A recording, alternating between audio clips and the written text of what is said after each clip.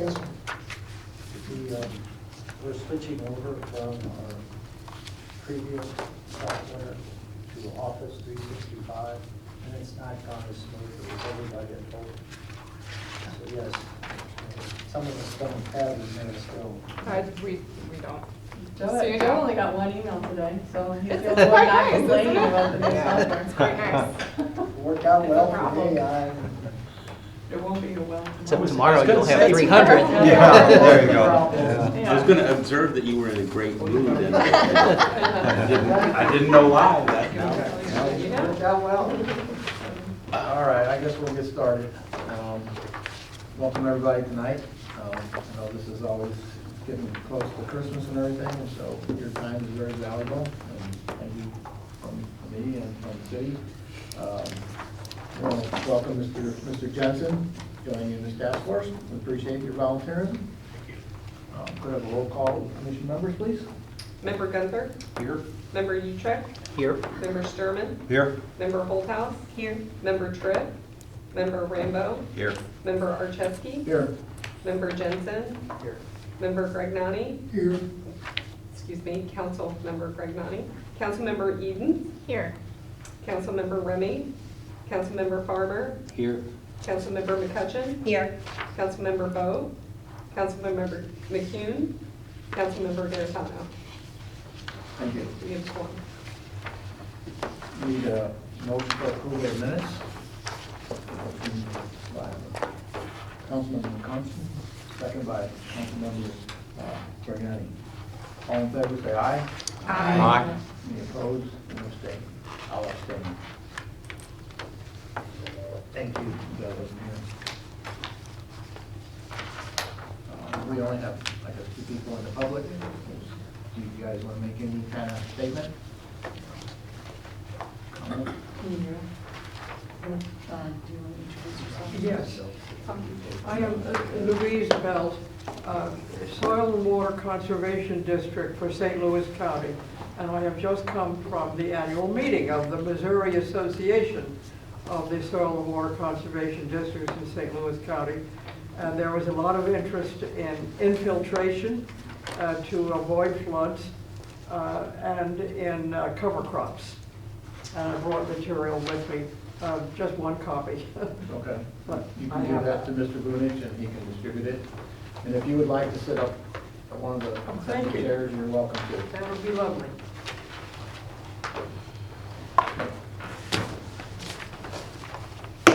And this is my daughter, Emma Forget. I just did him a driver, so. Get this stuff out of your way here. Thank you.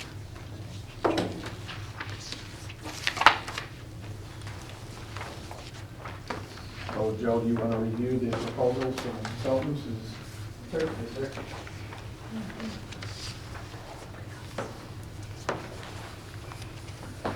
Thank you, Mr. Chair.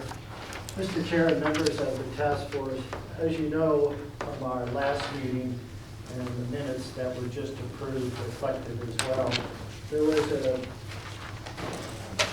good deal of discussion about the critical locations identification, how best for our task force members and future volunteers to be able to complete the task of identifying critical locations, and then once there, so to speak, and identifying them, what are the characteristics we should look for?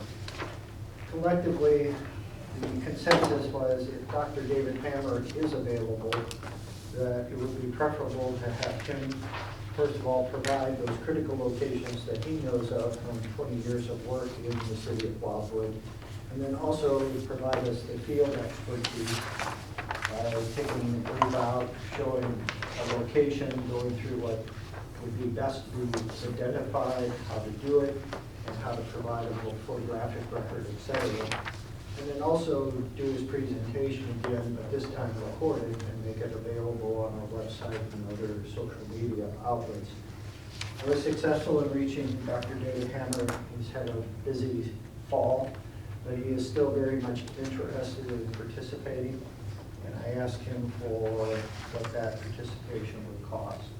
his standard rate, which is less than what we actually was charged for the update of the master plan back in 2005, is $100 per hour, and then half or $50 per hour for the traveling to Missouri here.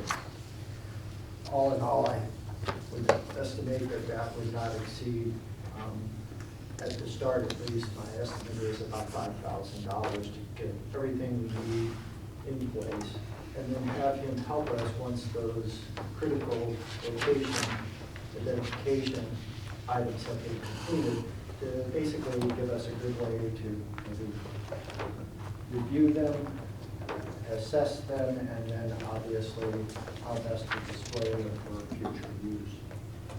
Also, I went ahead and contacted Mark Meyer of Intuition and Logic, another one of our speakers.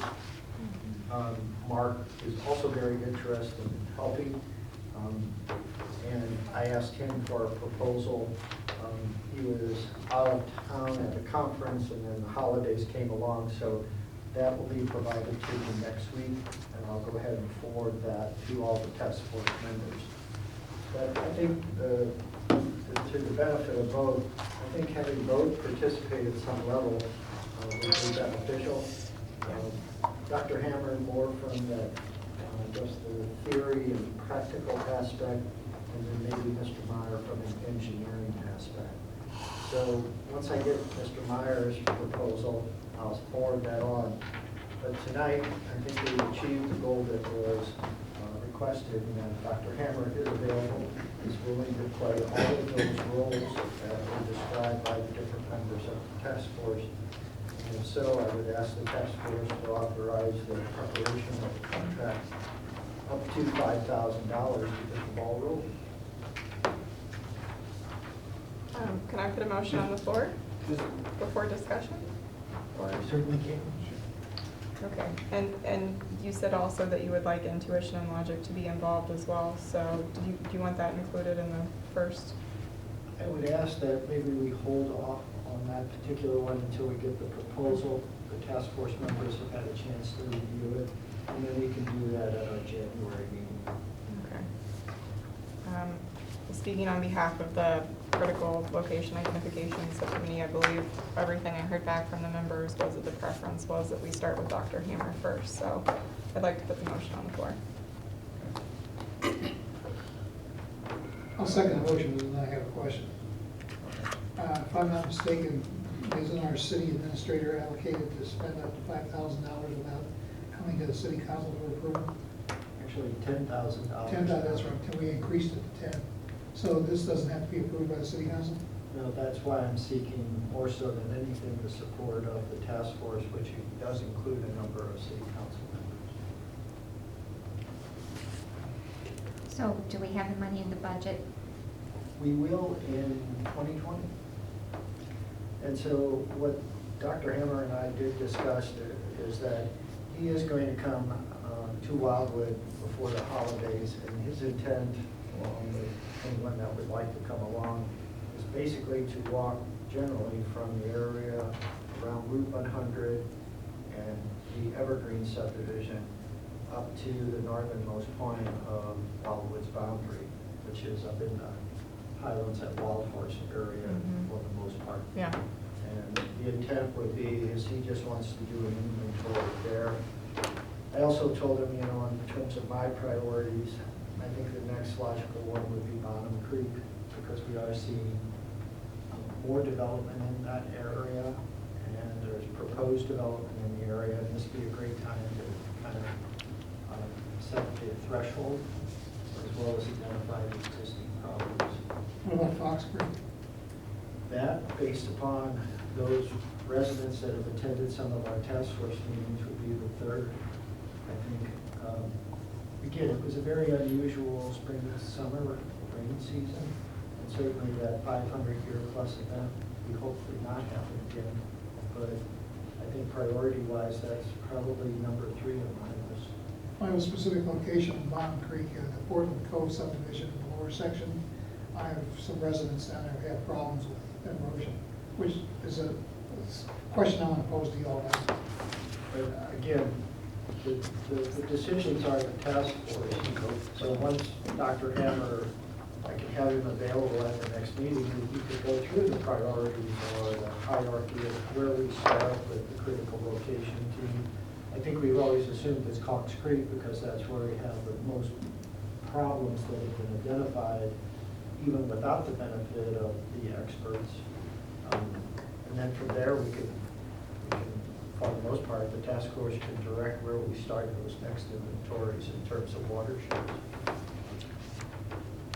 Now, Joe, does this include, Dr. Hammer, does this include looking at current ordinances and suggesting, okay, I think and if you talk to Mark, he did a training class that I went to several years ago for Maryland Heights. I don't know if that would be something that he would be offering as part of the training, or that would be the training, but if we could, I thought that was a very good class that he did. And the third thing is, actually, this is probably a good time to go out and look at the creeks. You don't have to worry about the ticks and the chiggers and everything else, so. If you're not a fan of snakes, you're not out either as well. So it's just a great, to me, it's preferable than being out in late spring, summer, and It early was fall. pretty hot for that. I remember. Any other questions, comments? So motion's on the floor to authorize a contract for the city up to $5,000 for Dr. Hammer. Do you want to roll call vote or? Voice vote's fine. Voice vote, all in favor say aye. Aye. Any opposed? Any abstain? Motion carried. Thank you very much. We appreciate it. Distribution and discussion of field survey books. I'm going to do a bit of an introduction, and then Ms. Gaston is the one that's kind of been working diligently on all of this. But again, this falls more to the task force members on the critical locations identification subcommittee. But what we had started with was the hope that when you're out in the field, you would have some type of reference. Obviously, we all have smartphones, and you could probably do something akin to that just through Google Maps. But for the purposes of identifying locations and then putting notes about those locations and basically having something to reference back to, and maybe a little bit more, what would I say? We created this field book. Again, Ms. Gaston's done the lion's share of the work on it, so with that, I'll let her go through the different aspects of it. And then we're hoping to get some feedback from you, and we'll collectively start putting together the final product. Thank you for that, George. So everybody has this handout here, which includes the major watersheds cover sheet that shows all 9 watersheds in the city of Wildwood, followed by the individual watershed maps. At a previous meeting, we'd also provided you kind of a sample of an identified location where we would zoom into that site, and that would provide greater detail. It would also include aerial photography, parcels. It would also include private and public holdings. So you would get just a lot more detail for each of those identified locations that Dr. Hammer is going to assist the task force with. Now, the the subcommittee has these handy dandy field books, and they're broken into the watershed, specific watershed tasks or locations here, followed by field notes behind it. Very similar to this. This is just sort of a succinct version of the general workbook. Yeah. Anyone can, if anyone else wants them, you Yeah. can have them. We made them for the critical locations, so when they're out in the field, they can be taking notes. But Mhm. and we'll provide them, especially if anyone else is going out in the field with them. But, yeah. Okay, no, that's fine. I didn't realize you asked a question, sorry. That's okay. Okay, so when the critical locations subcommittee meets with Dr. Hammer, they can take these with them. Again, if they have a portable device that has GPS on it, they can actually click on the map and put a pin on there, and we would actually have that coordinate that we could then pull into GIS and zoom to that specific area in this location, and then provide those detailed set of maps for each one identified. So it's sort of very general right now because we don't have those specific locations. Thank you very much. I know it takes a lot of time to put this together. The only comment that I would make is on some of these dark ones, you really can't read the streets. So I don't know if you could change that to a white lettering or change the color or something like that. It would just a little bit, at least for me, I don't know. My eyes are going as I get older. And they're also categorized alphabetically with the, obviously, on this map here, August Tavern Creek, it's the area that takes up the, map extent on this sheet as opposed to Bottom Creek is next, so on and so forth. So we can even provide larger maps if you would like at 11 by 17, and they can still be provided in this same 8.5 by 11 workbook, and then they would just be fan folded so you can pull them out. And I'm a life size.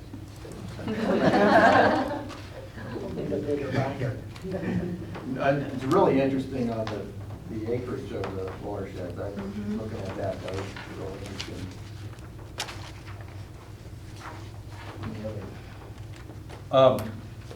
This is very good, and when I looked this over, I don't know if we've got any ballpark idea on, let's say, linear footage or linear miles of creeks that have erosion going on, but when I look at this quickly, it almost appears to be endless. I mean, it just looks overwhelming. Well, remember what I said at the first meeting, we don't have enough money to. Oh, enough, that's an fix all these understatement. problems. I mean, I don't know how wrong I am to say that, it just, No, this is daunting. It doesn't, yeah, and the amount of tributaries and everything that go into these, so, yeah.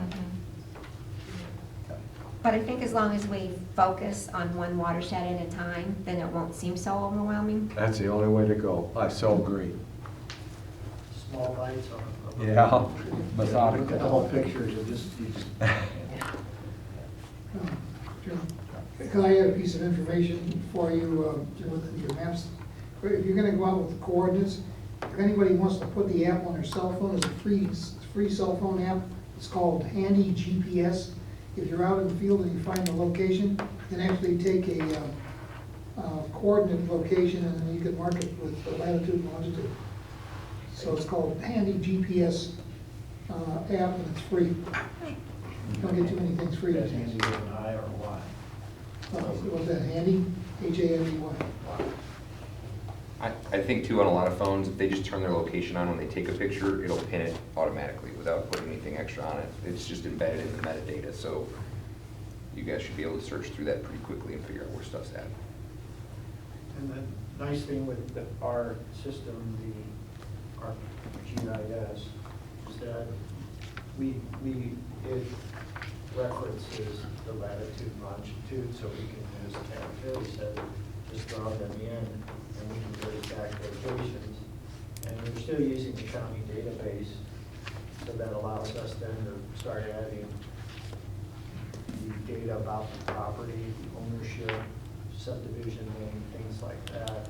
So we can get a great deal of information about it, and then understand what subdivision it's a part of, what homeowners association we need to work with, things like that. Anything else? I don't know if this is the right time. Katie and I had had a board meeting like 2 weeks ago or something, and a lot of this Cox Creek stuff kind of falls on our space. So we had a number of homeowners that were super willing to go out and take pictures so that, we could get some reports back in. They just needed some guidance on that stuff. One of the things that I'm wondering, I don't know what it would cost, I don't think it would be particularly expensive. There's actually a specific kind of camera that can be used that can take pictures that you can post on the web where someone will be able to get a really truly three-dimensional idea of what they're supposed to be looking for.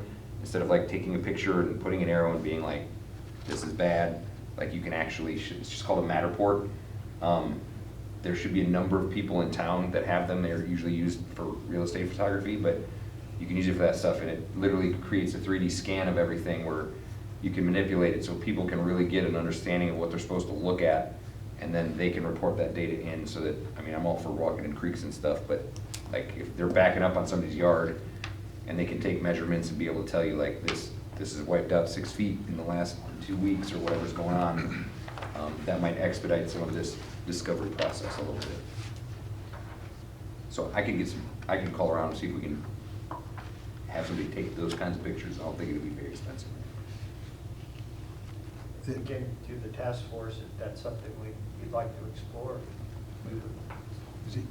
It may ask, the system we brought up day one that we have available, is it GIS? GIS. GIS. I am unfamiliar with GIS. I guess, what all does GIS show you or tell you or able to calculate and the full scope which you can obtain from that system? So our parcel information is downloaded from St. Louis County, and that is imported through the assessor's office. So like Director Bunich said, we get property owner's name, address, what subdivision they're from, even has assessment value. So it's it's part of the attribute table. You can do about And that's- anything. Oh, so beyond It's a data. database that you, Yeah. whatever data you put in is Uh-huh. available. Well, how about on a quantifying and the nature of the condition and being able to do any quantification of different sorts? Will it do that also? Or show the nature of a condition and maybe the quantity, linear distance, and things like that? Yeah, we can do measurements Well- as far as like velocity, Uh-huh. though, of the hydrology layer, that's beyond me. That's a specialist. Yeah, well, this sounds great too, but I don't know how much beyond GIS do we need? You can do linear lengths, you can calculate area. And as I say, you can tie in anything, any app or any type of equipment that establishes a latitude, longitude, we can tie back in. The individual property records, in some instances, they even provide the lot depth and things like that. And then they have historical aerial photography that we can merge in, as I recall. Mhm. So we can go back to 1937 in St. Louis County records up to 2018. So we can track changes once we identify location. So what do you see we need beyond that system? Any? I'd like to, maybe we could talk about LiDAR and see where that takes us to. Because as you say, it's a daunting task, but maybe LiDAR can help us to really get a big picture in a very quantifiable one. So maybe something to talk about that. Yeah. I don't know much about that, so I'll defer to somebody else that may have a better understanding. It's a survey method, I know the Corps uses a lot of it, LiDAR for survey. And Mark Meyer seemed to know about it. Yeah. You have to do it from aircraft, don't you? Yes.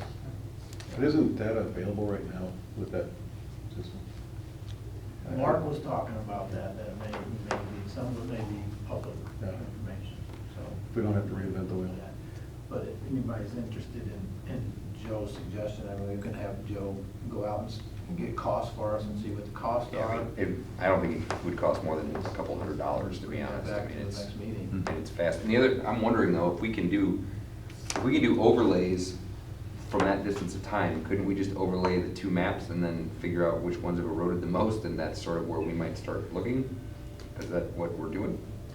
Certainly could, we could, and I'm speaking for Terry, and I don't do this, but even if we just did it visually, look at something from 55, Yeah. maybe not necessarily 1937, and just do the measurements. Yeah, or, I mean, I don't even know if you Yeah. need to go that far back, like, whatever amount of time, because, development and things will change. I mean, I know it will all change a lot, but if we're talking about massive amounts of space being lost in the last 10 years, going back 25 years might be the easiest thing, and then at least we could then target, drop pins on those, and then we know where to go, start looking, as opposed to just kind of wandering through a creek. Well, some of our houses were built before, they were built around 1975, is that? Like Evergreen subdivision was zoned in 1977. Construction started just around 1979, 80. Yeah, so then maybe the 50s, I mean, then you get a clean picture in the 50s of what was happening, and Well, if there's no progressive objection, we could do a section of Fox Creek and see how it turns out, and then bring it back to you all in January. And if that's a suitable method, along with some photographs and other things we can do with the field investigation. But I like your thought, Mr. Farmer. If we can identify some critical locations right away. yeah, I mean, I got to imagine there's a few of those spots that you'll have a real clear idea. And those I know where could some be, are. Yeah, me too. those could be determined too by just some simple measurements of Right. seeing where creek migration has occurred. Yep. From our incorporation in 1995 to today, Mhm. and focus on those areas. Yeah, and that at least gives us I mean, because I'm with you, this is a daunting task. If we can try to simplify it at least a little bit to get some people to have, but because the thing Katie and I found in our meeting was a number of our residents thought it was a super important thing. They didn't even know it was happening yet. So they were really eager to be like, oh yeah, my backyard is getting just eaten alive, and I didn't even know that was an issue. So I think that if we can do some overlay stuff and you can kind of graphically tell that story a little bit, the help from the community, I think, will come on in a bigger way than trying to tell them how to measure rock depth and whatever else we're gonna be doing with Dr. Hammer. I mean, his stuff's great too, but people like things a little bit simpler these days. I'd like to propose that we actually look at it in 10-year segments. I don't know that we don't know what we don't know in terms of the evolution of these creeks. I understand we focus on the last 10, 20, 30 years, but we might find some interesting stuff out if we just take these slices, and it's like eight maps, 8 overlays. Yeah, I mean, if it's an easy overlay, totally. I don't know how difficult that is to do, but I'm with you. I mean, the more, especially even if we know, obviously there was a big rain event this year, there's been big ones in the past. It's not hard to figure out when those dates were and look back and be like, well, this clearly ate up a bunch of space and then was fine for the next 10 years. We can figure that stuff out too.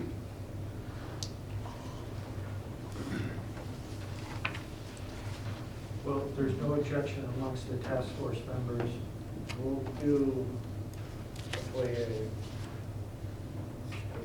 review of aerial photography in 10-year increments of a length of Cox Creek, if that's okay. Yeah. Again, sticking with Cox Creek. And then, because we already have some data, so we'll be able to fact check what we're doing. Right. Because we know where there are some problem areas just because they've been problem areas since the city incorporated. And then we can present that to all of you, and if you find that, if you believe the findings are acceptable, then we've got a process. Yeah, I think it'd be great. Joe, would you talk to Mark Meyer about LiDAR too I between now and the next yeah. meeting? So we. I apologize, I don't know more about it. It was Okay. on the list of questions Mr. Rambo sent to us. And I kind of deferred it and said, I need to do a little more research, so. Anything else on the subject? We're going to updates on work progress from subcommittees. The critical location identification subcommittee. I think that's This has been the most information that we've received, and we requested this at the last committee, so the update has pretty much been spoken for by staff. We were waiting to see if we could proceed forward with Dr. Hammer, and we were hoping to start with him because he already had the list of critical of the critical locations identified, so to speak. So I would like the committee just to be aware of when he can go out, and we'll try to be available and make sure that we're with him. Unless you has anything to add. I hate to offer this, but Those few days between Christmas and New Year might be a good time for us to do that. If Okay. I don't know what everyone's schedule. Might be out of town, but if I'm in town. I'm available. I'm available. I think just because, everybody's schedule seems to calm down a little bit if you're not traveling. Maybe we can get out there, and because it's going to take probably a better part of the day to get it all accomplished. Oh, at least. All right, I'll see what I can do. Can I add a little bit else? In conjunction with the field work and other things that we've been working on, so that we're making progress, even though we're not out in the field. Yeah. We had discussed a postcard, which turned into kind of this trifold brochure that we presented to the committee last time. In evaluating the city, we decided it wouldn't be great expenditure of funds to send to every property. Stonecrest people don't need to answer on erosion. So again, our GIS whiz, Terry here, went through and created a map of properties that are along the Main Creek Excellent. themselves, and then we went a couple of properties, we went 2 properties removed on either side. So we've narrowed the mailing list down to about 1,100 households that we'll do, so it's also a lot more financially responsible. So we just got a bid on the printing and mailing. We'll also print an overrun of a couple hundred, so we have those at City Hall here. So that, this map shows in green the parcels that will receive that mailing. So we'll make progress on that, and it'll get in households this month sometime. And then people will have access to the survey and the information about the email group. So in regards to both of those, the survey is live on the city's website, and we do have 2 responses which we included in your packets this evening.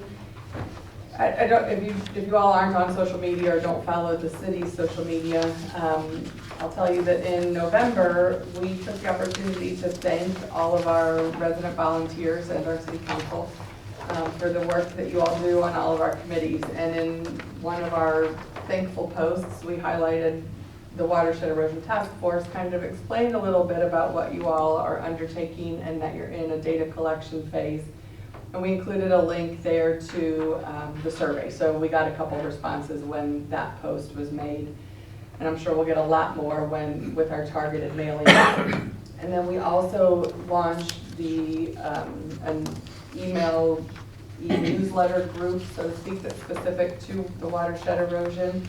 We have 7 people that have signed up for that, and so they did get notification of today's meeting with a link to the agenda and a link to our live stream broadcast tonight. So we are, working on getting the word out so that people will respond and give us those critical locations without maybe having to prompt it again.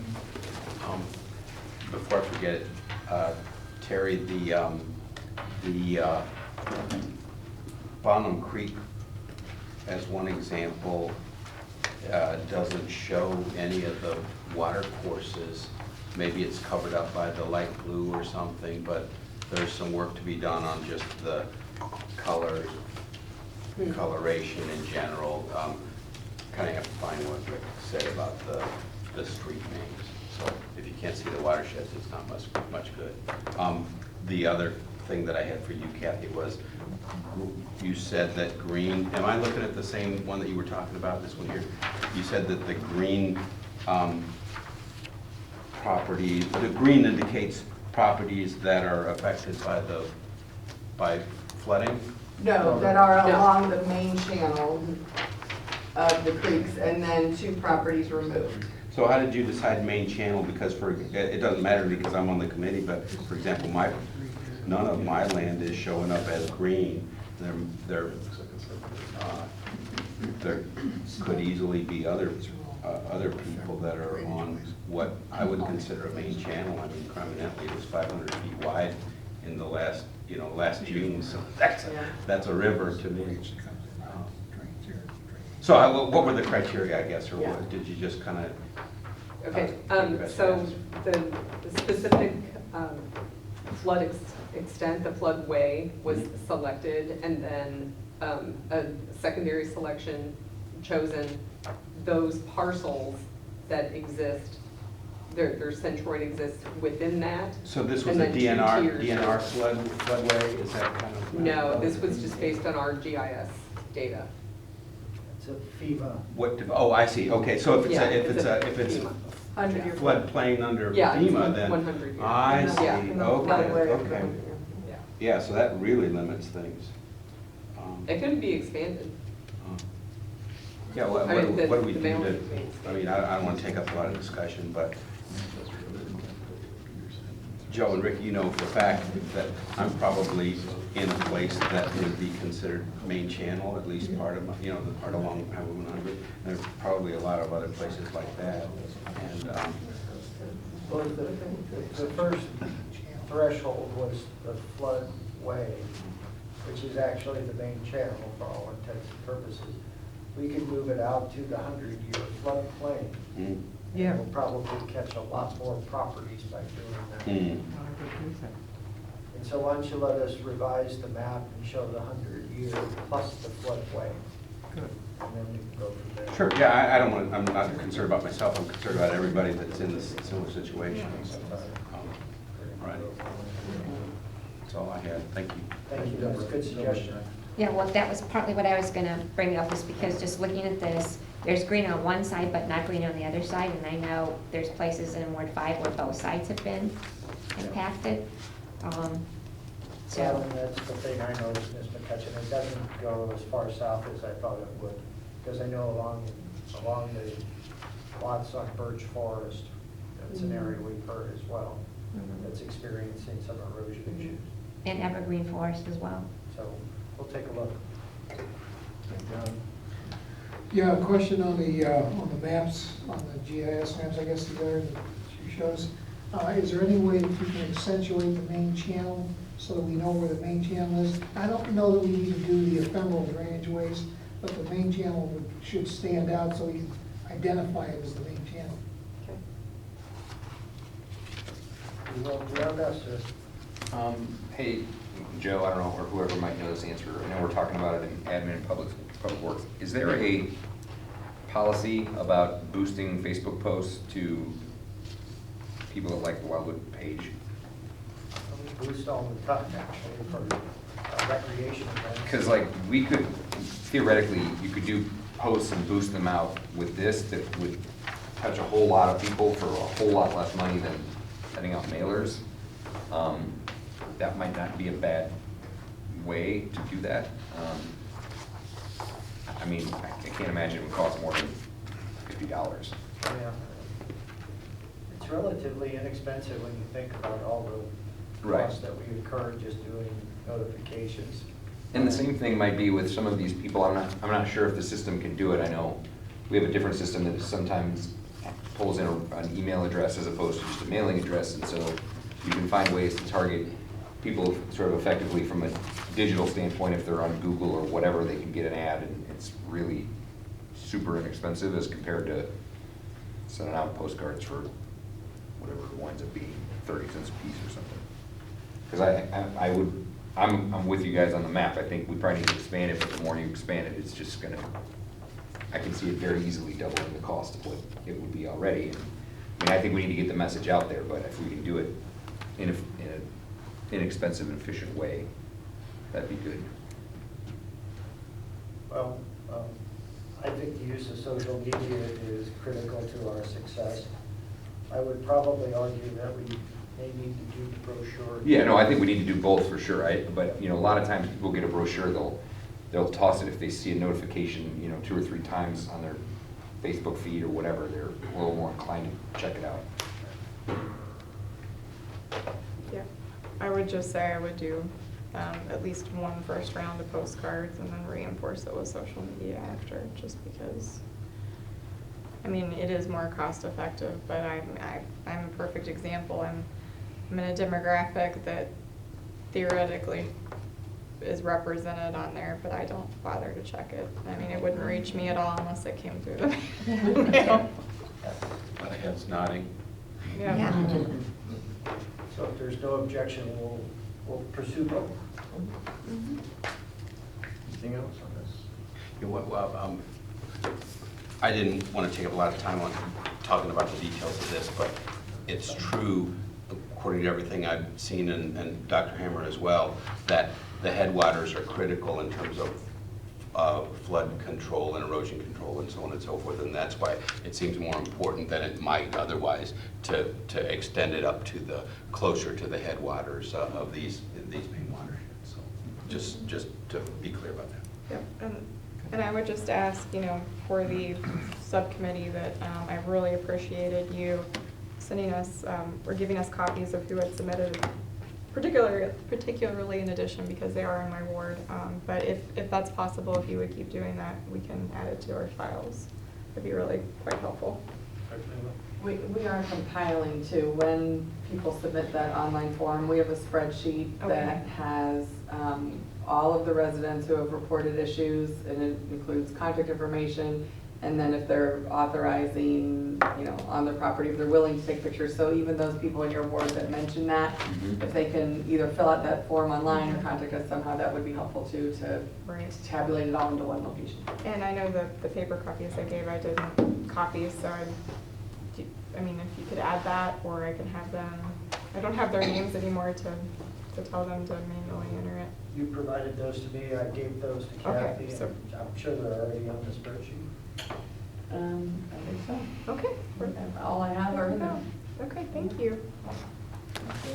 City regulations, Ralph, you're the chairman. Okay, first I want to mention to Kathy that Joe just said you guys the staff were already struggling with Office 365, so maybe software is you fed up with software already, but we were talking last time about some sort of SharePoint site or something like that, and the responses, that's a great place to put them. That way we can look at them. I've started the creation of that SharePoint site today, so I'll get it where it's cleaned up and functional, and I was going to add some documents that we've already discussed and had out there, and then I'll send it right over to it. Cool, that's great. So my job's easy tonight. Joe responded to the main questions that we had identified, and I have a couple of questions about his responses, but I'll let him present it if he wants to. Everybody's got a copy of it. Is that okay with you? To the city regulation and plan subcommittee, my apology that the task was completed today, not earlier, so again, my apologies. It's never beneficial to get something right before the start of the meeting, but I was hoping that we could talk through it as well. Dr. Rambo sent over 5 questions relating to the city's regulations and plan. I believe 5 questions were probably collectively from the subcommittee itself.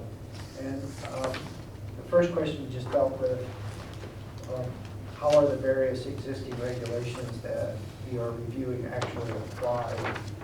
And for a lion's share of the review process, it's internal to city staff, principally the Department of Planning and the Department of Public Works. That is the first threshold. Anything that's submitted, whether it's just a simple plot plan for a deck on an existing resident, an individual lot, to the most complex projects in town center. It all starts with those 2 departments. And the responsibility of the 2 departments is to review the submittals against the existing codes, which typically are the zoning code, the tree preservation and restoration code, the grading code, and in some instances, the subdivision and development regulations, which contain the natural resource protection standards. So from that perspective, we often identify things long before they get to decision makers that need to be corrected, modified, or otherwise eliminated. Along with that, and I kind of mentioned it, in one of the responses later on. We do call upon other agencies for assistance. For example, the Metropolitan St. Louis Sewer District, Missouri Department of Transportation, St. Louis County Department of Transportation, etc. Because again, we don't work in a vacuum. And in some instances, that's where we sometimes have conflicting goals or outcomes, because some of the review agencies don't necessarily see the approaches of Wildwood in the same perspective as we do. And oftentimes, that's where we have to maybe bend a little more than we would like. The example I used is for a while when we were doing subdivisions, the fire code requires a secondary emergency access. And oftentimes where the fire department wanted those was through a very sensitive portion of the site. And oftentimes we had to accept that despite our concerns about the environmental impact. So I hope that answered your question. So it's really internal for the most part to city staff, then we use other agencies to support that review. But ultimately, the decision makers, whether it's the Planning and Zoning Commission, City Council, or another board or commission, is given what we believe is a set of plans or a proposal that minimally meets the environmental requirements of the city. And I conclude by saying that the minimal requirements aren't always what is ultimately approved. The city has the authority to require more if it believes appropriate. The first question I identified was, can you talk a little bit more about how the minimum level of compliance could be increased through the city's zoning processes? How does that work? Most projects, even if they're not part of a special district or overlay district, have to comply with the environmental regulations and the land use codes. If we have an overlay district or special district, we can easily add things into that, exceed the level of tree preservation that's established by the underlying regulations. We can easily require more preservation area. We can increase buffers along certain sensitive creek areas where we know erosion has been a problem in the past and will continue in the future. So the planned residential development overlay district, which is the overlay district we use for a lot of residential proposals, has been criticized a lot, but it does give us that flexibility to require more than what the underlying regulations established. Without the benefit of the overlay district or a special district, the underlying regulations are the best we can do in most instances, and that's the minimum. So that's why I say the overlay and the special districts allow us a little bit more.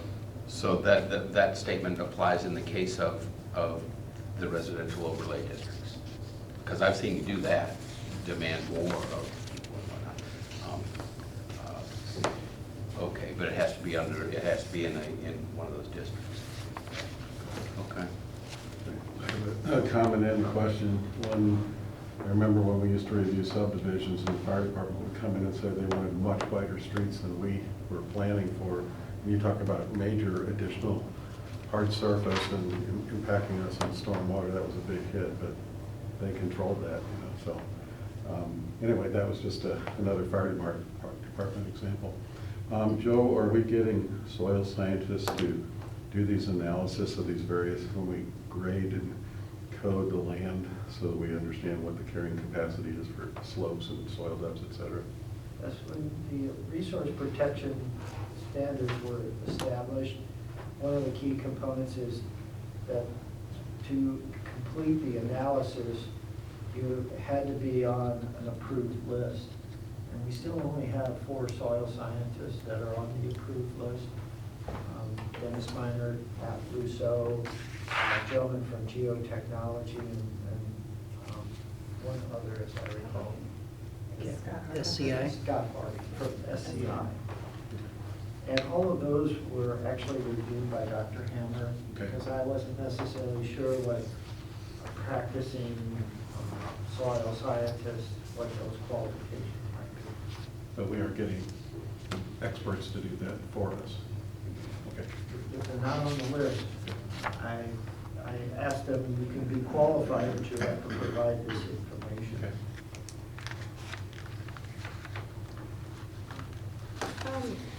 Are we doing any comparisons with other building codes in other cities that affect water runoff? I know Pete had mentioned, was it Town and Country? There's some other practices.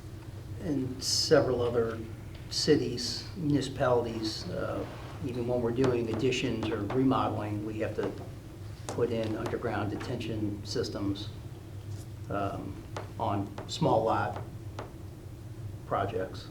So just something that brought up is, could be something the city looks at in the future for ways of controlling some of these older subdivisions that don't necessarily have the quality of water detention that we do now. We defer to the city regulations and plans subcommittee. I think Dr. Greg, now you pulled together some information. Yeah, I gave you that stuff this evening, and I guess everybody else got the article I sent from North Carolina. And that was one of my questions with you is, would it behoove us to have more specific information about what kind of angle the bank should be at and maintained at, and what kind of vegetation should be maintained in that area? Would that be useful to you? You don't specify that now specifically, do you? We do have a sustainable plannings guide, but we don't necessarily specify, as I recall, creek bank plantings, preferred creek bank plantings. We know some of those are river birch and things like that that like conditions. But I think at this stage, unless the task force disagrees, if it's out there, let's gather it in and we can take a look at it. And if we don't think it's applicable, we put it aside. But if we don't know it's there, we'll never make that, we haven't been able to make that decision. We've looked at Maryland Heights, they have stormwater plan, Chief Corps does too. We've looked at several of them on the subcommittee, and it's something we're considering actually maybe proposing to doing a stormwater management plan similar to Maryland Heights. And I'm sure Mark Meyer can get into that more detail because he was heavily involved in designing that. Joe, are you referring at least partly to our subcommittee and to the task force in general in the last paragraph on page 1 about within the last 2 years the city has updated or is in the process of reviewing the following environmental and land use codes? Is that sounded like our task, not the subcommittee's task, at least in part. Actually, that was just to advise you that we recognize that you can't just assume your regulations are always going to be as applicable or as appropriate as things change. I don't want to necessarily argue if there's climate change or not, but certainly the weather is more unpredictable as we witnessed this year. And so if we don't take into account changing conditions, then we'll always be trying to catch up. And so I guess what I'm saying is we recognize that, but we haven't done the thorough review like you all are doing now. Okay, so yeah, so you're referring to a review, but that's ours is part and parcel of that holistic. It will be eventually part of it, but right now, it's not something we've done, and it's critical you continue forward. So we kind of jumped ahead on you. Can you go ahead and cover the loophole question? Sure, sir. So the next question was, are there any observed regulatory loopholes or areas in need of clarification or fortification? For the most part, I don't think there's gaping loopholes. As I referenced below, we're always looking at our regulations to ensure that they stay germane and appropriate, applicable. And I referenced in the past 2 years, we've updated the tree preservation and restoration code, the regulations for the overlay district. We're looking at outdoor lighting requirements now. But I didn't necessarily see any But just with what Mr. Archesky, our chair, just said, you know, we don't have a stormwater management plan. It was something we talked about back in 1995 and 1996.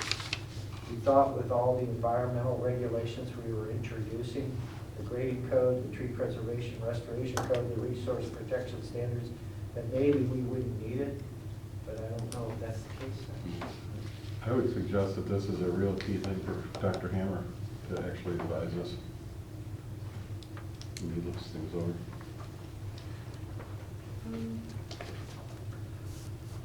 It's okay, go ahead.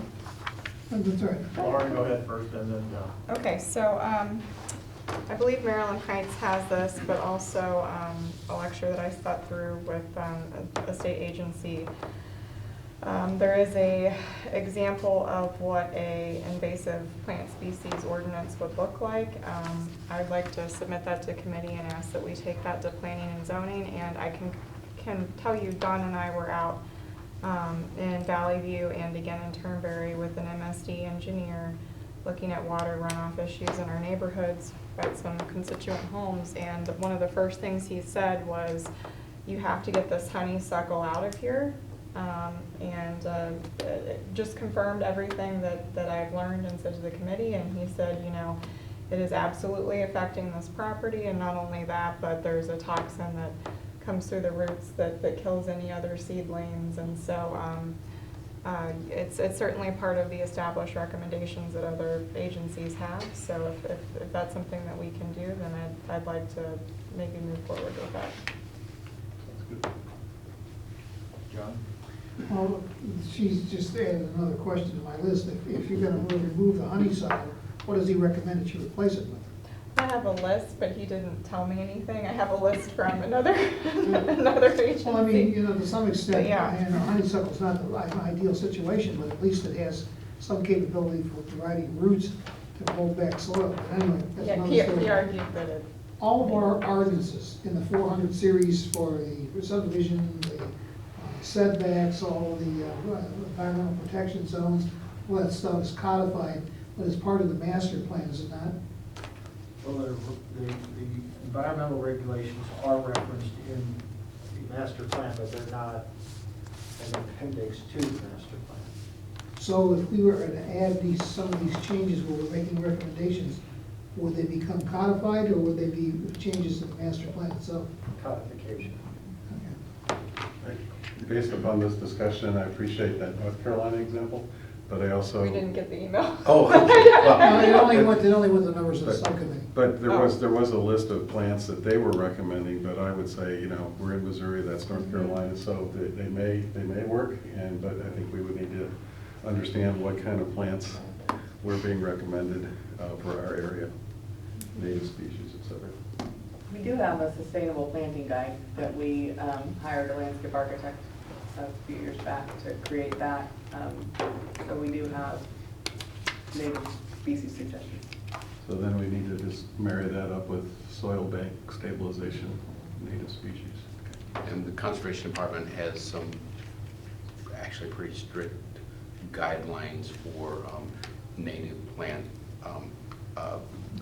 restoration projects and so forth. So we can find that stuff. It's not a problem at all. That'd be great, actually. You put on SharePoint like next I week can when I have it ready.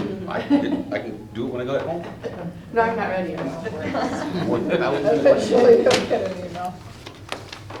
But to conclude, at least the answer to the second question, we don't have a stormwater master plan. We don't necessarily specifically call out types of plantings for creek bank restoration stabilization.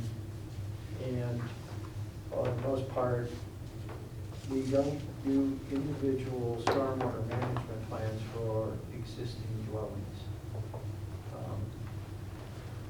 And Mr. Utrecht's point is very appropriate. You've heard me say that some of the older subdivisions, the standards for stormwater management back then were deplorable. And they're much better now. But until we address those poorly designed basins, we're always going to be having an upstream problem that's affecting downstream properties. So there's at least a few things there. Question 3, the city does not impose maintenance protocols or requirements on existing retention and detention basins. NSD does on the newer basins that have been installed. In fact, there's an agreement that has to be signed. It's recorded, and the homeowners association is the responsible party for the maintenance of the basin. And as we're finding out, NSD does inspections of them on a yearly basis. So no longer can they just be kind of out of sight, out of mind. So we could replicate that in the non-MSD areas in the new construction, and then the city would put it on a schedule and go and inspect them. Certainly could. Are new construction design requirements for such facilities sufficient in light of the observed intensity of recent storms? No. And I don't know if we could make them that way. There's some of the storms we've had have gone well beyond any calculable storm that we would design a stormwater system for. I don't know if you could do it just because of the amount of land absorption to accommodate such, and then the impact on the property itself could be substantial to the point where one could claim a take just because when we're looking at, you don't see it on a lot of maps, but that's the 500-year floodplain and beyond now, that could render some properties unusable. So I don't know if we'll be ever in a position, but it's a great question that you've all come up with. Dr. Hammer referred to in his talk, things are getting more and more and more intense over these last 20 years.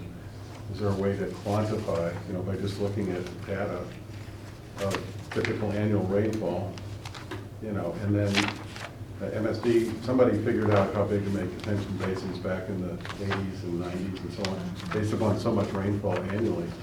If our annual rainfall is increasing, I'm not even talking about intense storms, but just increasing overall, is there a justifiable way to say, if this detention basin worked for this rainfall for this year in the 80s, but now we're faced with more, then are we justifiable to say we need to do better? Or else, if we throw our hands up and say, it's a taking, we can't do anything about it, we're just going to keep washing out the banks. Well, I think what he indicated though was, I don't think our rainfall is increasing, our annual rainfall. We're getting More wetter wets, rain at a colder time, colds, yeah. and it's still totaling about the Okay. same amount. All right. So that's the problem. So maybe he has some logic to analyze things where we have a fighting chance to slow it down a little. Reasonably. The questions and the responses are doing exactly what I think they were intended to do. We're building off of those, and we're asking more questions, and hopefully we'll have answers for you. So we'll move on. I have a pro forma question for you. I've got residents who have critical issues already along the bottom creek in the subdivision where I live. On the lower section of that subdivision, there are some critical areas there that have washed out significantly. These folks are asking what they can do. Rick visited one of these sites with me a while back. And if a resident wants to do something, the question is, who do they come to now to ask permission and some guidance as to what to do? Well, I would always encourage them to start with the city. It's local, it's easy to access, and then we can do the legwork to understand if it's a core project with a permit being required, if it's in MSD's jurisdiction, who to start with there, and collectively then the city. But if it's not any of those two, then it's a grading permit from the city potentially. And if it does include other agencies, then we can do that single source for that person and work with them to help them. Is there any directive written down for what you just said? Not necessarily. There is a requirement in our grading code that if you're working near a creek, you need a grading permit. But do we help you through the process with the other agencies as much as we probably should? No, because we're a small staff. But I think what's coming out of the discussions of this task force is we probably need to do more. Because what we're seeing is it's a real critical issue, as Mr. Farmer mentioned. And people that came in and said, yeah, I didn't know, I got a problem, but I Right. didn't know everybody else did, kind of thing. Well, and that's the thing that North Carolina thing did, and it was a brochure, and I don't know how much you looked into it, but it gave you some steps, and that may be more added into there. Lauren? Yes, two things. First, I just got a notification that the live stream's down again. So, frozen and no sound, but, oh my gosh, I just lost my train of thought. What was the other applicable? So one of my constituents, asked for a recommendation on a contractor because he had tried some, I don't want to use the word disreputable, but companies that were not able to accurately address the problem or diagnose it. I recommended Intuition and Logic. The MSD individual immediately perked up and said, wonderful firm, worked with them. And the advice that he gave was that if you're working with a firm like Intuition and Logic, that they'll pull the permits and they are aware of the agencies to contact. But what I'm afraid of is if somebody starts with another private contractor, they won't contact Army Corps, they won't contact the city. So I felt comfortable enough to recommend them, obviously, from the committee, and that they would go through the appropriate channels. But this, to me, sounds like a good assignment for the Education Committee to maybe try to pull together some sort of response to somebody that would come to the city or knock on somebody's door and say, hey, I've got a problem, what do I do? That, if nothing, I'm sure we have to be careful about recommending specific vendors. Sure. But we can certainly say, make sure they're doing the following kinds of things. Right. And, It's like those that say, well, I've got to get a permit. yes. yeah. But we were talking about loopholes, and what I intended to encompass with that portmanteau of a word was actually gaps between the city grading permit process and the DNR permit process, because I experienced that myself putting in culvert recently. I'm all about permits, and I asked everybody, but there was no cross communication from the DNR to the grading folks, and the guys, they came and inspected what I did, and the DNR was very specific about what they wanted me to do, but there was nothing compelling me to get from the DNR side to get with the grading folks in Wildwood and vice versa, and I think we can plug that gap. Again, I think Ms. Holthouse just hit upon it. It's an Education, sure. But there has to be a checklist, and the grading guys, when they come check, hey, did you do do you have the DNR permit or something like that? I think it'd be pretty easy to do. But on your second last question, are new construction design requirements sufficient?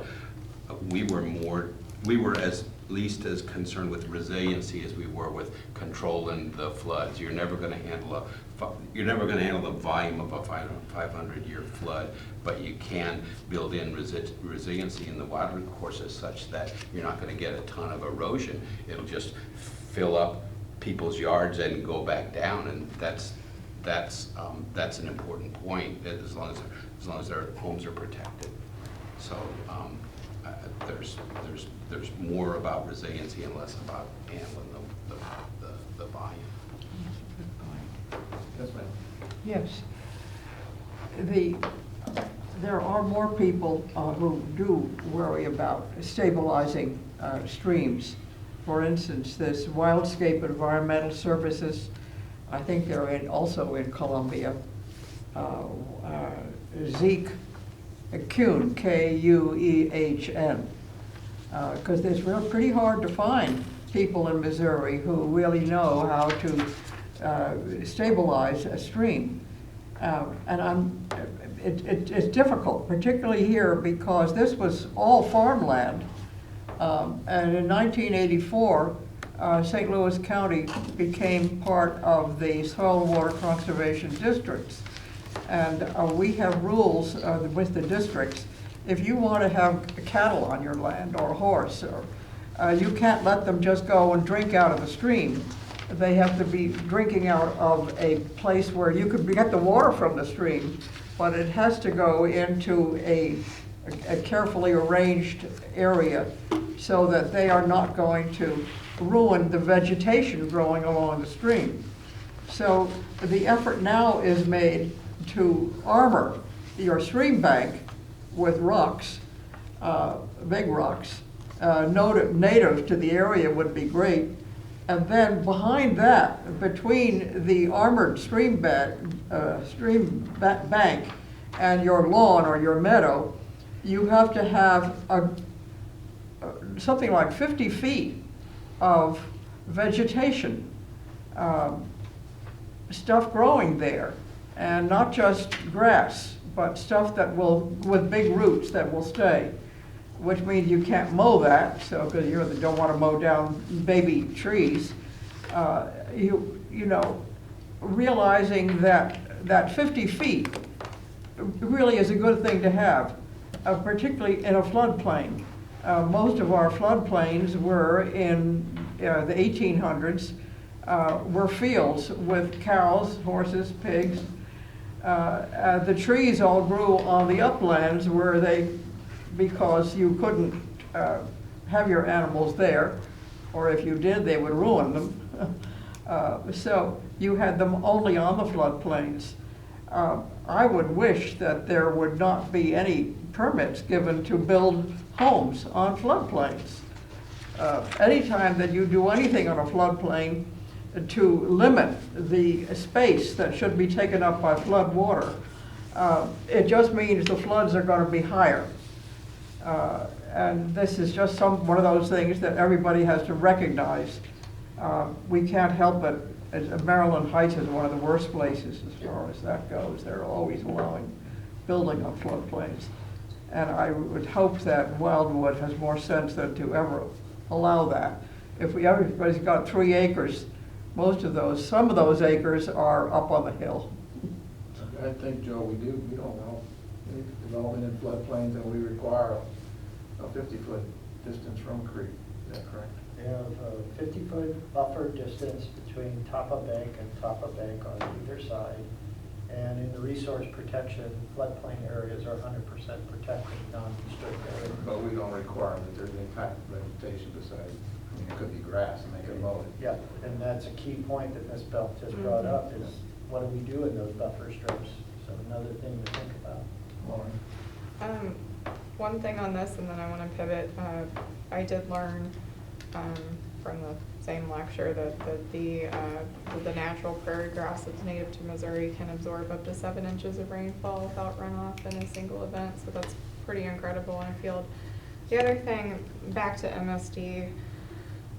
So in Valley View, the creek was behind about 4 to 5 houses of property that converged, and Don and I went out to the site visit with the MSD rep, and the lady had a large culvert drain, which then drained into the creek on her private property.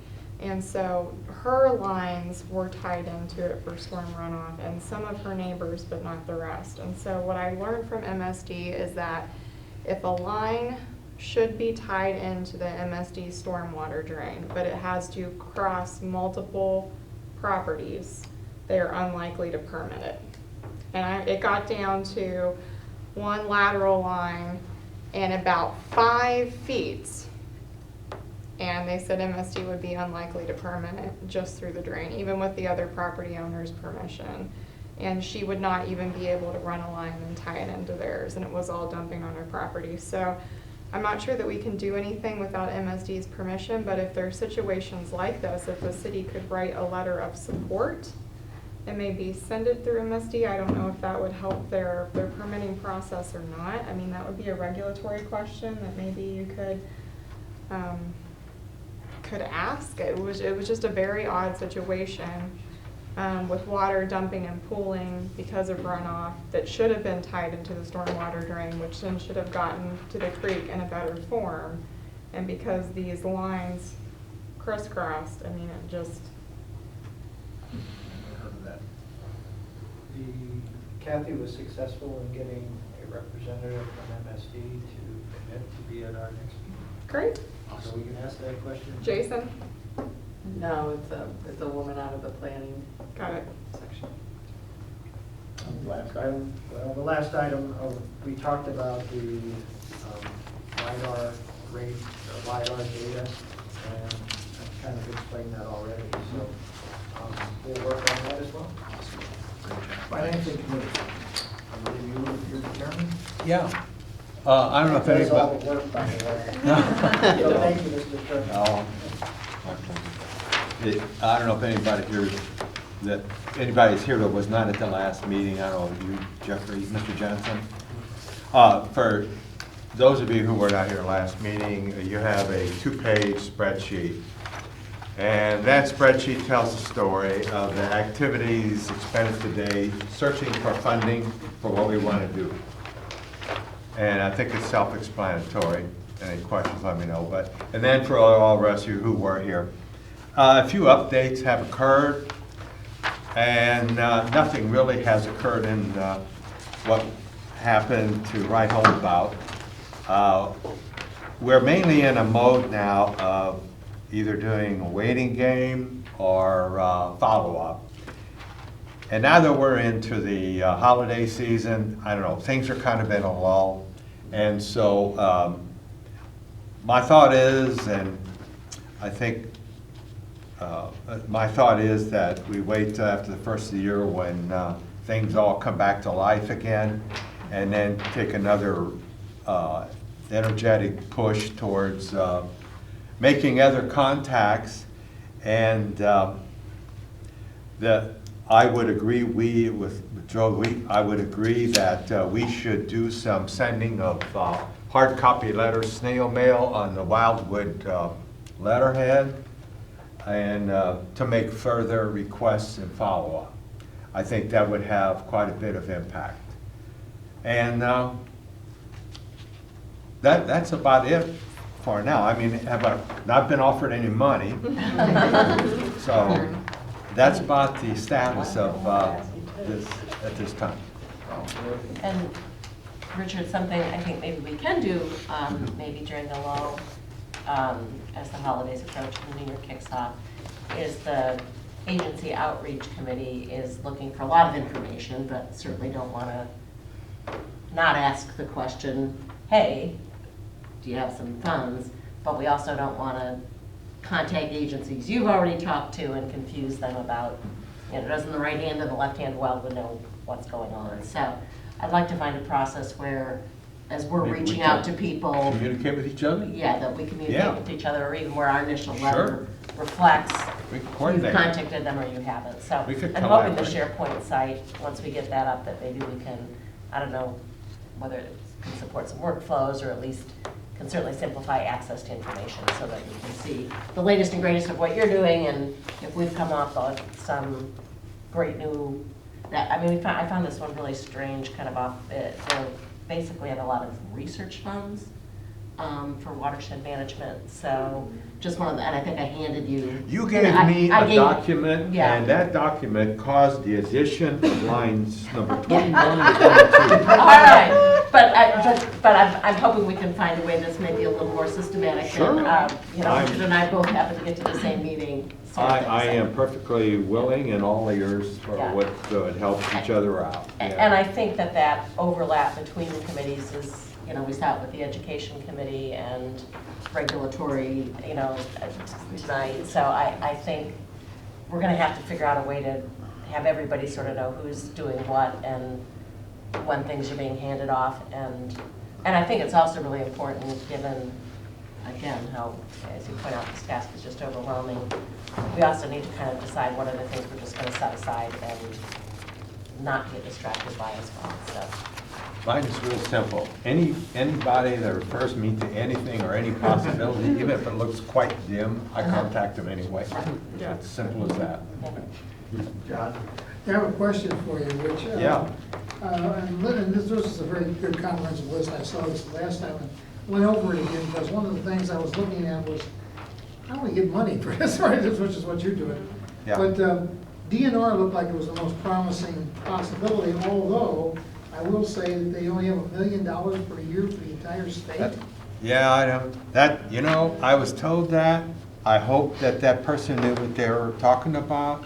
See, when you talk to these people, and sometimes, I just hope, and sometimes I have some doubts that that the person I'm talking to, I'm really getting the really accurate story.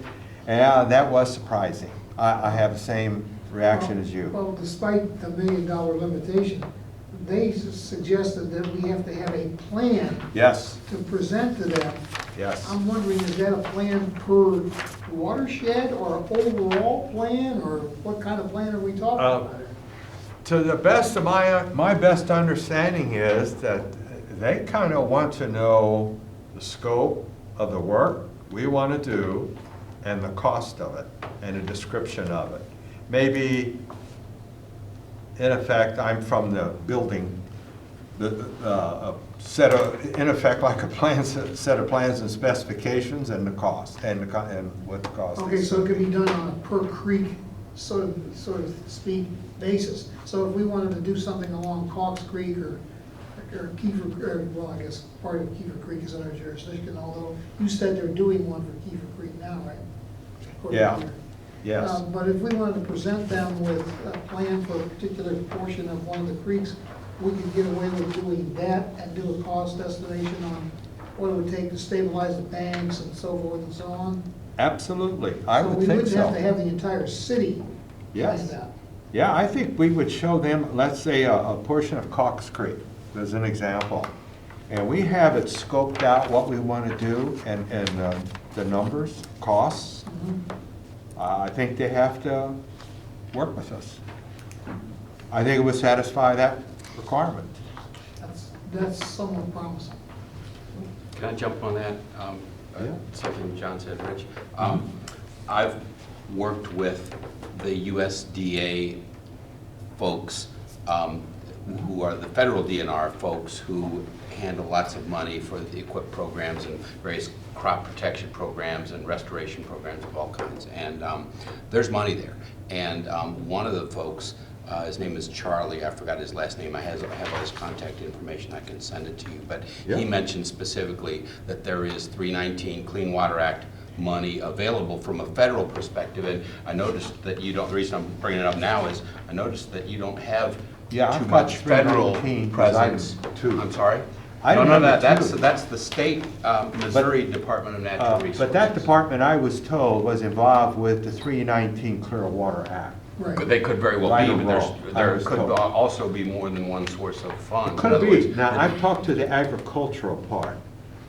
I have also been in contact with the agricultural portion, or department. And, let's see.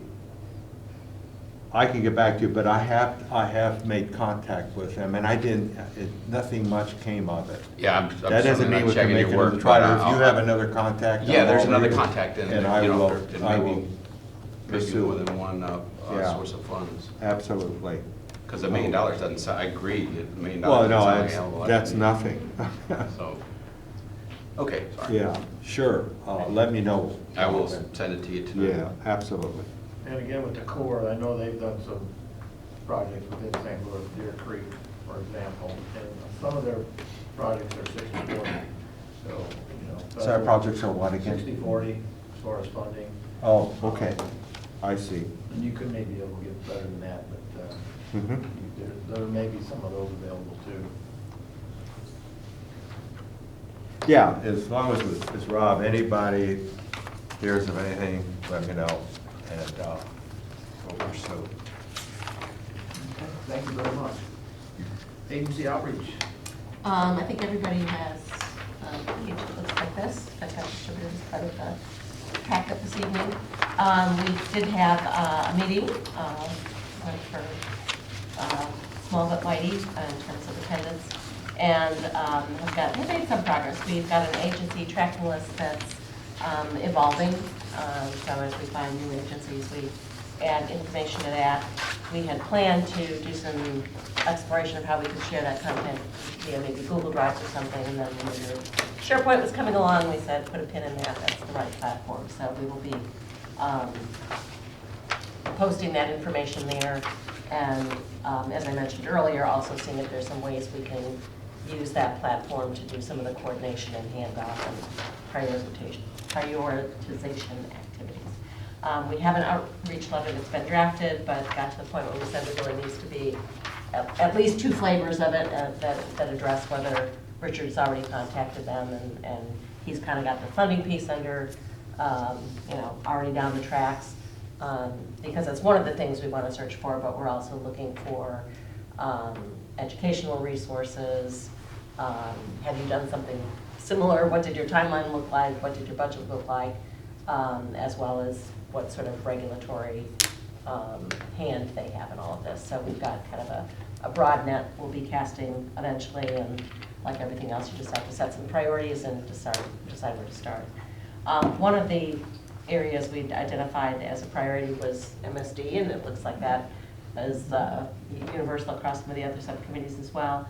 We also had targeted Chesterfield as a good place to start in some of the watershed overlaps there, and they're right next door. Started doing a little research, and the history of the Monarch Chesterfield Levy District, the City of Chesterfield, MSD, is long and complicated as far as I got. So before sort of wading into that, I think we're at the point as a subcommittee where we'd like a little more direction on exactly what we're trying to do, and then maybe some people that have contacts that would help us know where to start, because it just kind of looks like this elephant that you don't know where to even begin. But they have, they've certainly, as you look out in the valley and all that's been done there, they've certainly figured out how to tap into federal funds for some really big projects. But, how much of that relates to what our objectives are and how much of it is tactics that are, consistent with what we're about, I don't know. So we're putting a pin in that until somebody tells us it's time to probably run up on that. And we don't have any meetings scheduled at this time. Anything to add, Terry or Deborah? I don't, the only thought I was thinking on scheduling another meeting would be to coordinate with finance. Yes. And sort of narrow down who we send letters to. Yeah, I think that's kind of what. Go ahead. Is there a benefit to sending 2 letters to the agencies, or do we combine it into one? I think what we were hoping to do would be, if Richard had already sent a letter, that we would acknowledge he had done that and just reach out to them for some of the other things that we were interested in that Richard wasn't pursuing. And if he hadn't reached out to them, give them some, let him know we were doing that. And so like I said, we just want to make sure that we don't confuse people with, how come the city of Wildwood is sending me these 2 things that look like they're with 2 different names and that look like they're.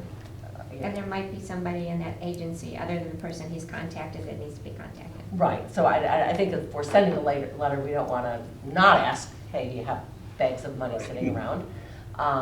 Never hurts to ask, but we also don't want to, again, confuse people with, you've gotten 2 letters and they don't seem to understand that you're both asking for the same thing. So. I did look into the MSD Cox Creek cleanup, and I got a hold of somebody on the stream team, and they have a region-wide creek cleanup that's called Trash Bash Days.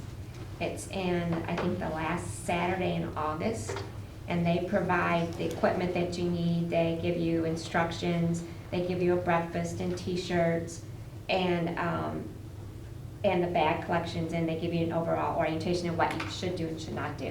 And they said if we want to be part of that, we could be. If we wanted to do one on our own, that's possible too. But they thought it would be more impactful if we did it with the Trash Bash Days.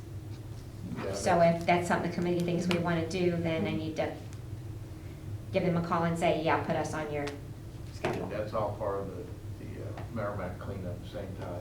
It's usually Wildwood days. Yeah, so We this will be- landed on that day because I can have to go in the morning and then I can come back to Wildwood Day. Yeah, it's a very organized, person who lives in the city, Ron Coleman, started a lot of that, so.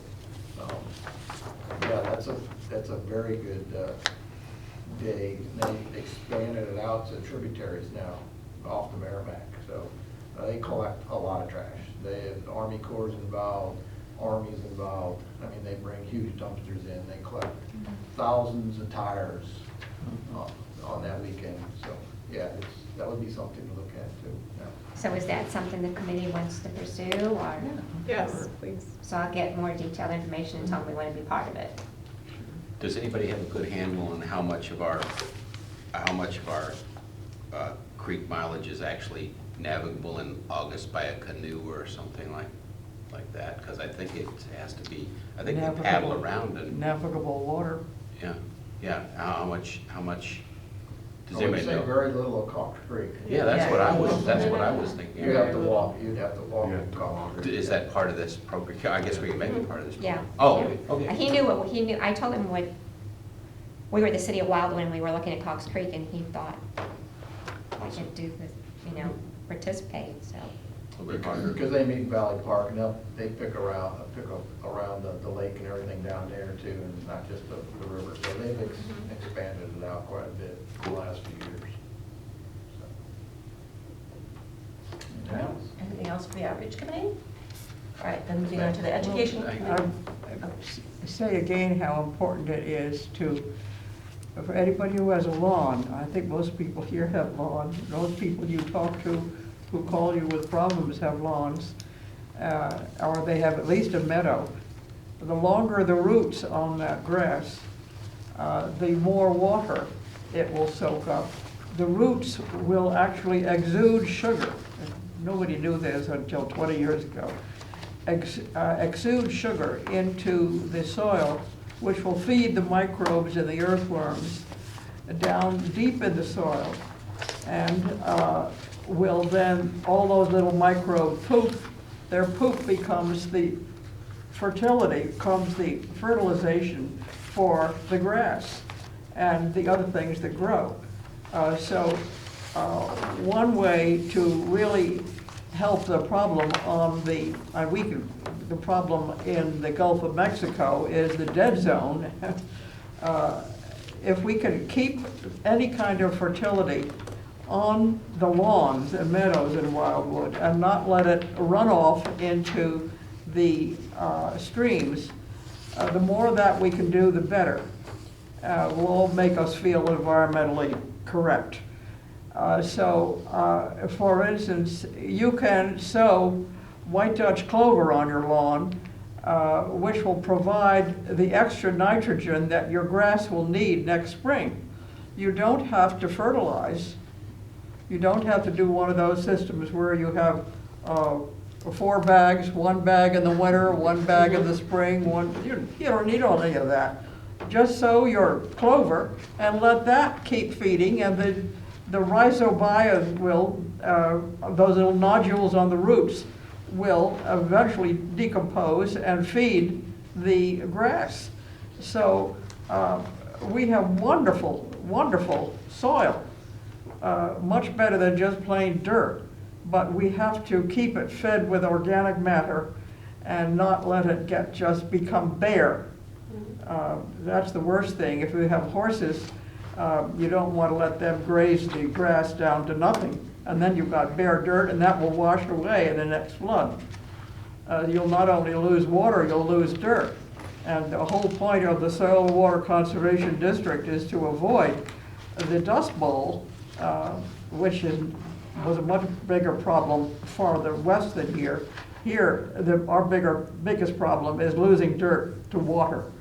And we can keep the water on the soil if we really were focused on infiltration. Whatever water comes down stays in that lawn.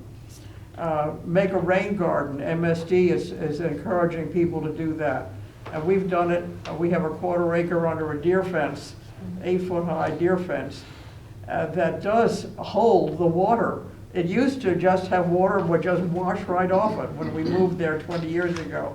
But now it's turned black, not just brown dirt, it's black dirt, black soil, and it's really holding the water. So that's just a very important thing anybody can do. And we don't have to pay a consultant or a stream bank stabilization or environmental service. We can do it ourselves, so. And the point you made is it's a win-win, because somebody's not buying the 4 bags of fertilizer. They're Yeah. planting the clover and. Yeah, they can buy clover seed instead. Yeah, and So- I guess it's cheaper. And just for the record, we designed in rain gardens on the south side of this building and in the parking lot. So There you go. we're doing our part. Public education. All right, reports going one each direction here. Got a couple of pages. And again, it's really hard to separate out, you know, where one subcommittee starts and another ends. The brochure is underway, and we see that as one of the first pieces of education that's going to get out there. There's some preliminary info on the city website. The Erosion email subscription list has been set up and is working. I got a notice that this meeting is going to be via that source. The erosion reporting form is on the website. The subcommittee did we had a meeting where we were brainstorming, oh, we could do this, we could do that, we could do this. Got a very long list, and then did 2 surveys. One was, which of all these methods do you think will be high impact, will reach a lot of people and have the desired effect? And then the things that scored in the top half of that list, we went back and said, okay, let's assess the effort. And so we're really trying to find the ways that we can get, you know, the most impact with the least amount of effort. And so hopefully that will sort of guide where we spend our time and our money going forward. So we have some plans to do something, which I think there's nothing like a deadline to inspire action. So there's a garden expo in March. So I think that as maybe a target of having some more comprehensive, you know, what can you do sort of information available would be, you know, a good time to get focused on having that completed. And at this point, we have some committee meetings scheduled. And I have, from our notes today, I think this idea of working on some sort of, so I've got a problem, where do I go, who do I start with? I think would be an excellent thing to add to our short-term to-do list. So, any other questions, comments from? Ms. Holthouse, kind of going back to the agency outreach. Mm-hmm. If I had thought this through more, Mr. Sturman and I use the small I there, have been looking at financing.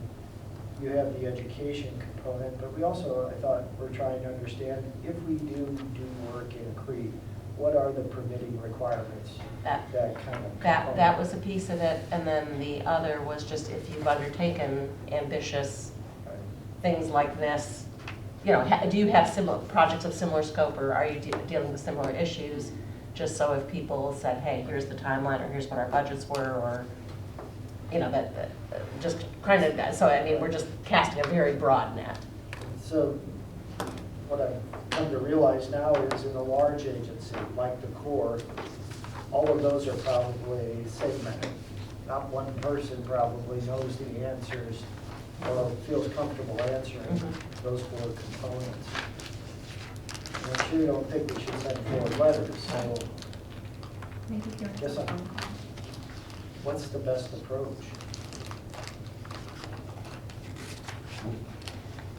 Coming from the task force.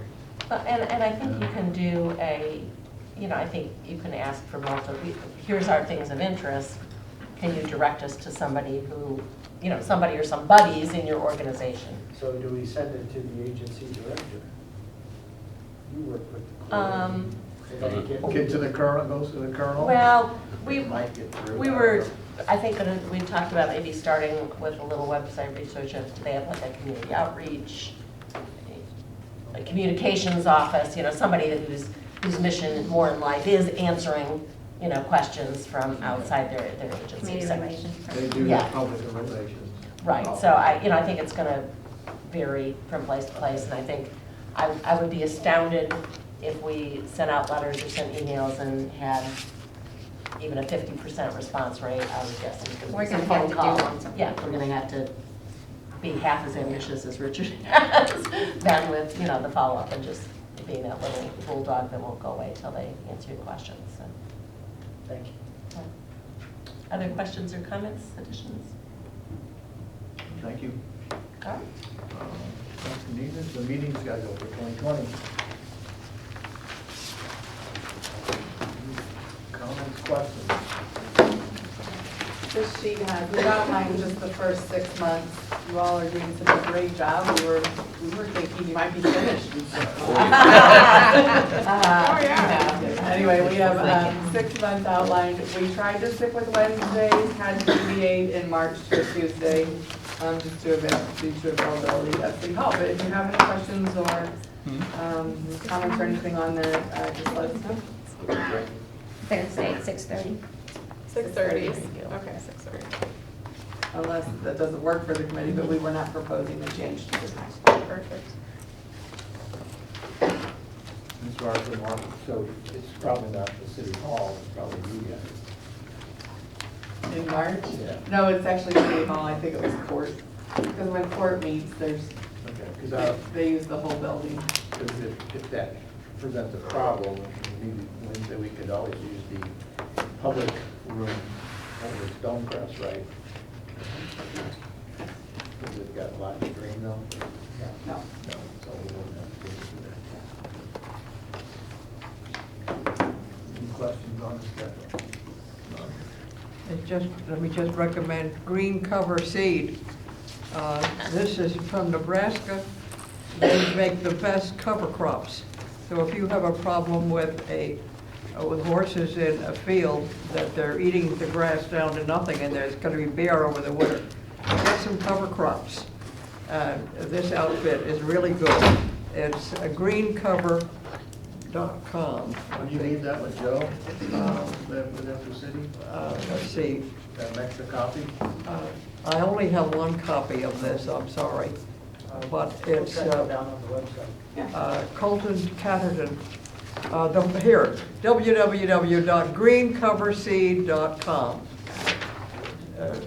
Okay, and the phone number is 402-469-6784.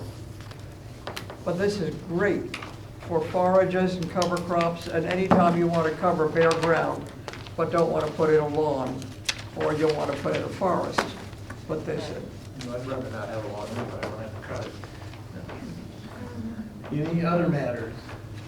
Well, Mr. Chair, Mr. Jensen needs to be assigned to a subcommittee. I don't know who needs one or what your interest is. Okay. You see the 5 subcommittees there, you have a choice. Yeah. Okay. All I have to.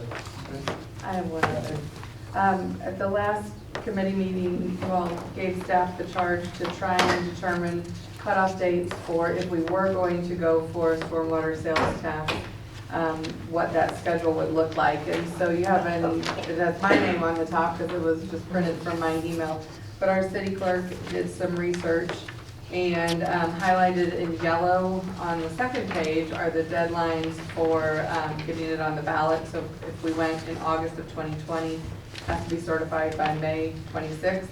And if we went for April of 2021, it would be January of 2021. So those dates we can kind of target as we get closer. And then finally, the last page is from the Department of Revenue, and that explains how once a tax is approved and certified, when it goes into effect. So that's the information you all were seeking at the last meeting. Thank you. Any questions on that? Next meeting is January 22nd, so I want to wish everybody happy holidays, everyone. Come by my house, give you a chance, lights will be on, should be on Saturday. He's serious. Never been over there. Okay. So, Yeah, Terry, can you send the, if you get the colors adjusted on the maps, can you send them out to everybody? Awesome. Okay, thanks. All right. Motion to adjourn. Joe, second by Second. Rob. All in favor, say aye. Aye. Any opposed? Thank you very much. Thank you all very much for coming tonight. We appreciate it. I'm thinking, just. We have a next meeting date? It's on the agenda, you've got the agenda. Okay, I've got inside. that. I'll find it then. Down there, I'll find it. Wednesday, January 22nd. Good. It's in the bottom. Good.